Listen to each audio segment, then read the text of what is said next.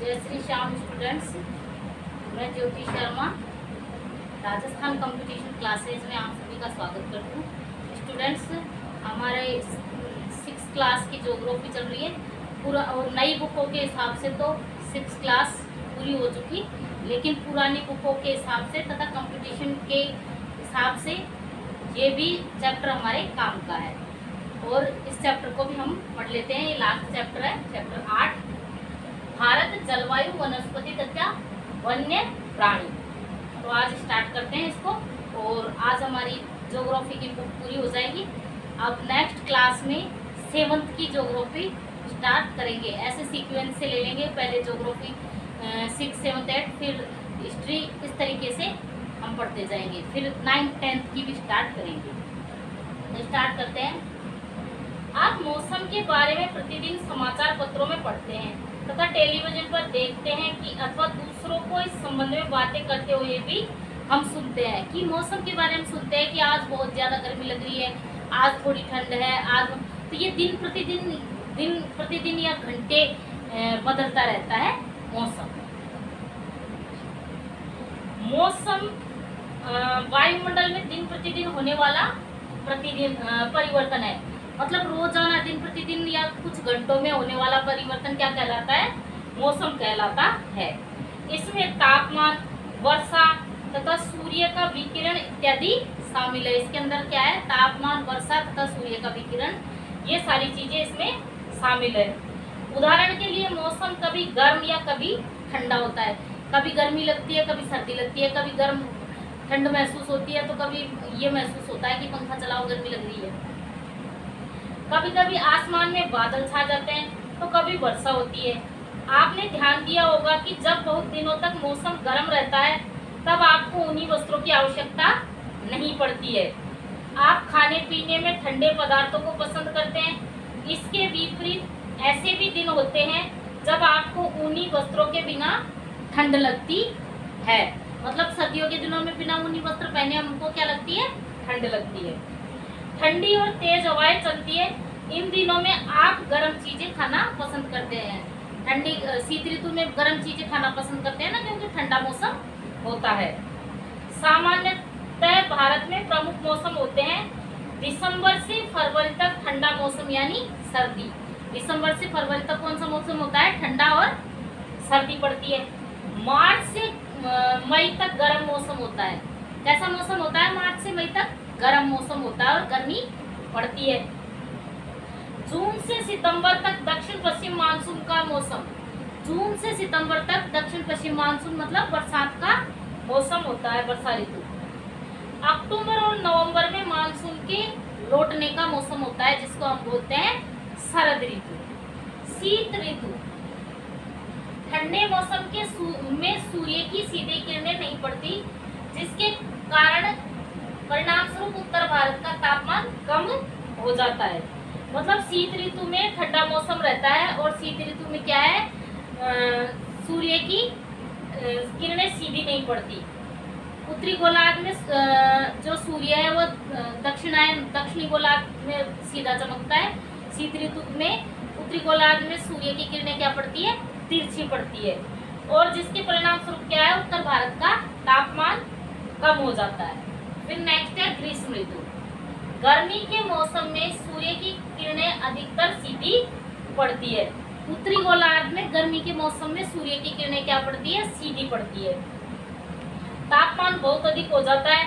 दिन के समय गर्म एवं शुष्क पवन बहती है, जिसे लू कहा जाता है। दिन में बैठती है ना शुष्क, गर्म और शुष्क पवन, राजस्थान में तो विशेषतः बहती है, जिसको कहते हैं लू। बहुत ज्यादा गर्म हवाएं चलती है उसको।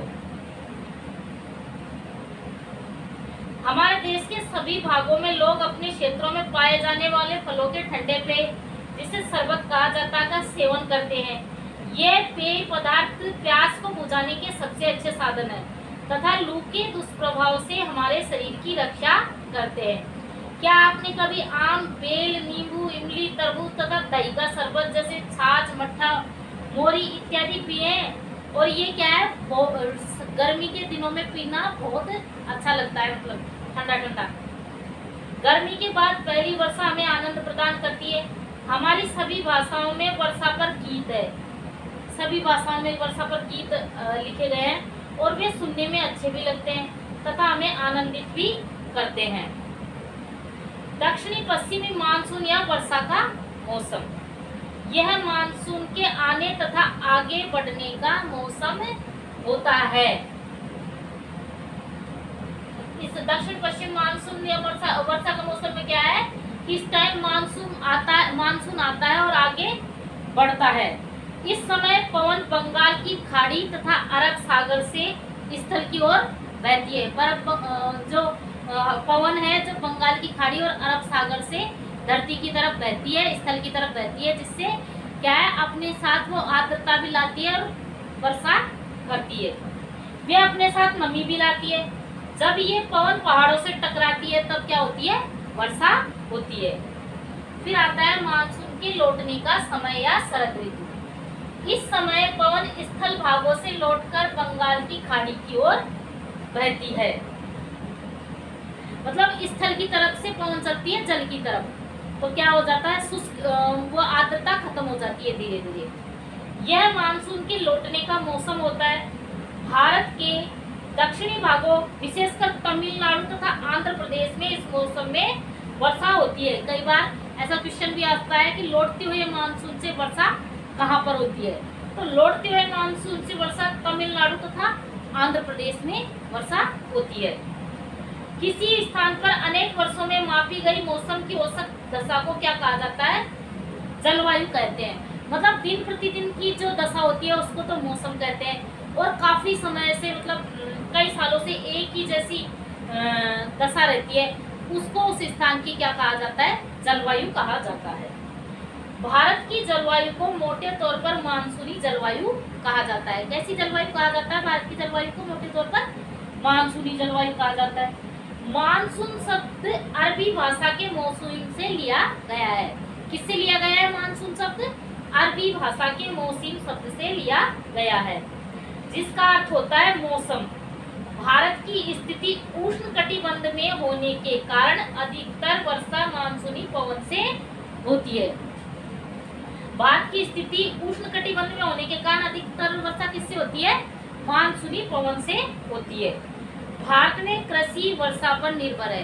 भारत की कृषि को मानसून का जुआ भी कहा जाता है, क्योंकि भारत की कृषि ज्यादातर मानसून पर ही निर्भर है। अच्छे मानसून का मतलब है पर्याप्त वर्षा तथा प्रचुर मात्रा में फसलों का उत्पादन। किसी स्थान की जलवायु उसकी स्थिति, ऊंचाई, समुद्र से दूरी तथा उच्चावच पर निर्भर करती है। मतलब जलवायु किस पर निर्भर करती है, किसी स्थान की ऊंचाई, स्थिति, समुद्र से दूरी तथा उच्चावच पर उस स्थान की जलवायु निर्भर करती है। इसलिए हमें भारत की जलवायु में क्षेत्रीय विभिन्नता का अनुभव होता है।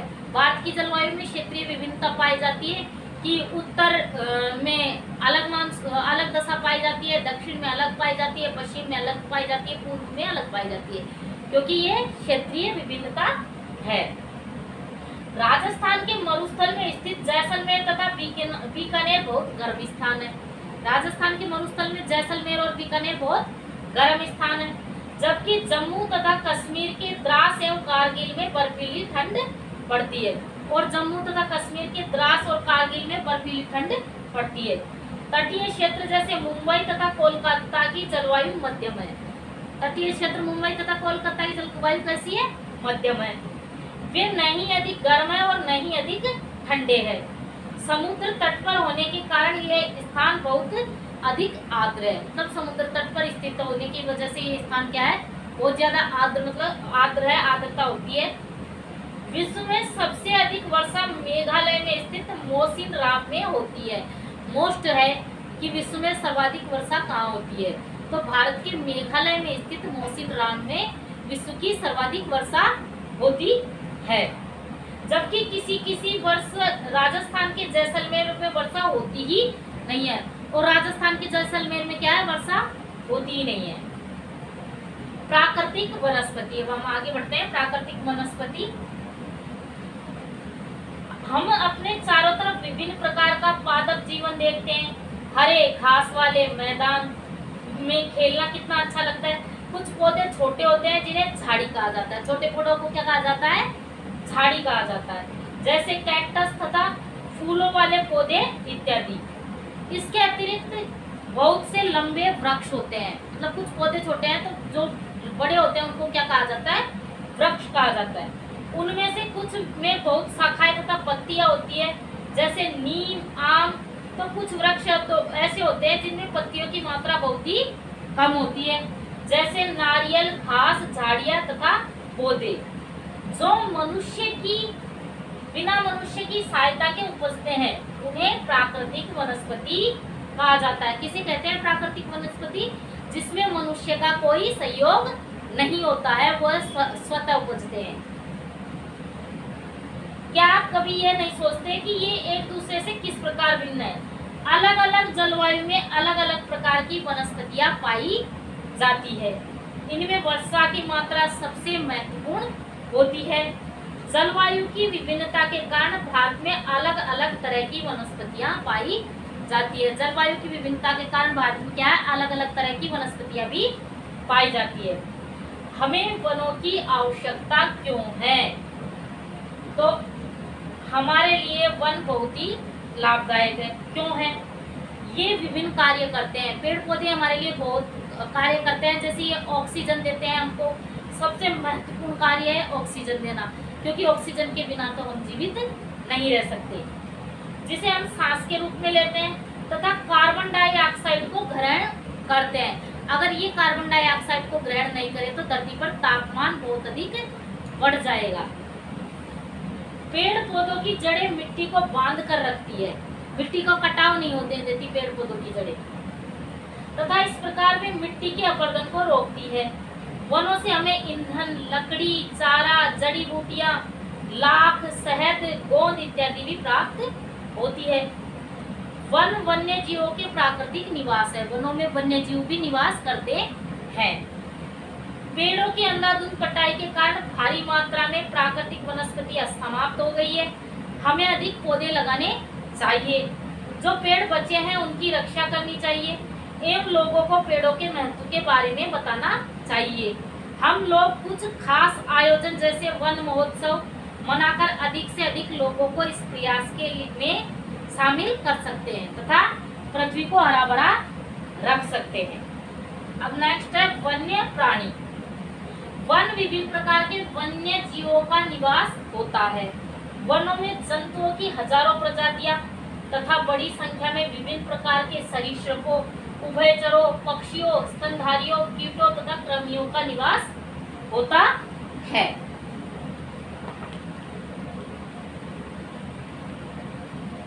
बाघ हमारा राष्ट्रीय पशु है। हमारा राष्ट्रीय पशु कौन है? बाघ है। यह देश के विभिन्न भागों में पाया जाता है। गुजरात के गिर वन में एशियाई शेरों का निवास है। ये भी मोस्ट क्वेश्चन है कि एशियाई शेरों का निवास कहाँ पर है, तो गुजरात के गिर वन में है। हाथी तथा एक सींग वाले गैंडे असम के जंगलों में घूमते हैं। हाथी तथा एक सींग वाले गैंडे कहाँ पाए जाते हैं? असम के जंगलों में पाए जाते हैं। हाथी केरल एवं कर्नाटक में भी मिलते हैं। ऊंट भारत के रेगिस्तान तथा जंगली गधा कच्छ के रण में पाए जाते हैं। जंगली गधे भी कच्छ के रण में पाए जाते हैं। कई बार क्वेश्चन आ जाता है कि भारत में जंगली गधे कहाँ पाए जाते हैं, तो ये कच्छ के रण में पाए जाते हैं। जंगली बकरी, हिम तेंदुआ, भालू इत्यादि हिमालय के क्षेत्र में पाए जाते हैं। इनके अतिरिक्त बहुत से दूसरे जानवर जैसे बंदर, सियार, भेड़िया, नीलगाय, चीतल इत्यादि भी हमारे देश में पाए जाते हैं। भारत में पक्षियों की भी ऐसी ही प्रचुरता है। मोर हमारा राष्ट्रीय पक्षी है। भारत में पक्षी तोता, मैना, कबूतर, बुलबुल तथा बतख इत्यादि है। अन्य बहुत सारे राष्ट्रीय पक्षी उद्यान हैं जो पक्षियों का उनका प्राकृतिक निवास प्रदान करते हैं। उद्यान शिकारियों से पक्षियों की रक्षा करते हैं। क्या आप अपने क्षेत्र में पाए जाने वाले 5 पक्षियों के नाम बता सकते हैं? भारत में सांपों की सैकड़ों प्रजातियां पाई जाती है। भारत में सैकड़ों प्रजातियां पाई जाती है। किसकी? सांपों की। उनमें कोबरा एवं करैत प्रमुख है। वनों के कटने तथा जानवरों के शिकार के कारण भारत में पाए जाने वाले वन्य जीवों की प्रजातियां तेजी से घट रही है। बहुत सी प्रजातियां तो समाप्त भी हो चुकी है। उनको बचाने के लिए बहुत से नेशनल पार्क, पशु विहार तथा जीवमंडल आरक्षित क्षेत्र स्थापित किए गए हैं। सरकार ने हाथियों तथा बाघों को बचाने के लिए बाघ परियोजनाओं एवं हस्ती परियोजना जैसे परियोजनाओं को शुरू किया है। क्या आप भारत के कुछ पशु विहारों के नाम तथा मानचित्र पर उनकी स्थिति बता सकते हैं? आप वन्य जीवों के संरक्षण में भी अपना हाथ बटा सकते हैं। आप जानवरों के शरीर के विभिन्न अंगों जैसे हड्डी, सींग तथा पंख से बने पदार्थों को खरीदने से इनकार कर सकते हैं। प्रत्येक वर्ष हम लोग अक्टूबर के पहले सप्ताह में वन्य जीव सप्ताह के रूप में मनाते हैं। ये बहुत ही इम्पोर्टेंट लाइन है कि प्रत्येक वर्ष अक्टूबर के पहले सप्ताह को वन्य जीव सप्ताह के रूप में मनाते हैं। ऐसा क्वेश्चन आ भी सकता है, ताकि वन्य जीवों के निवास को संरक्षित रखने के लिए जागरूकता लाई जाए सके। अब क्वेश्चन पढ़ते हैं। विश्व में सबसे अधिक वर्षा वाला क्षेत्र कौन सा है? तो मौसिनराम है। जंगली बकरी तथा हिमतेंदुए कहाँ पाए जाते हैं? हिमालय क्षेत्र में। दक्षिण पश्चिम मानसून के समय आर्द्र पवनें कहाँ बहती है? तो समुद्र से स्थल की ओर। गर्मी के दिन में के समय शुष्क तथा गर्म पवनें चलती है, जिन्हें क्या कहा जाता है? जिन्हें लू कहा जाता है। आंध्र प्रदेश तथा तमिलनाडु में मानसून के लौटने के मौसम में बहुत अधिक मात्रा में वर्षा होती है। गुजरात के गिर वन में एशियाई शेरों का निवास है। अब इसी के साथ अपना ये चैप्टर पूरा हुआ। अब 6 की भूगोल की बुक भी पूरी हो गई है। अब नेक्स्ट क्लासों में 7th की भूगोल की बुक चलेगी। धन्यवाद। क्लास को ज़्यादा से ज़्यादा लाइक करें, शेयर करें, सब्सक्राइब करें।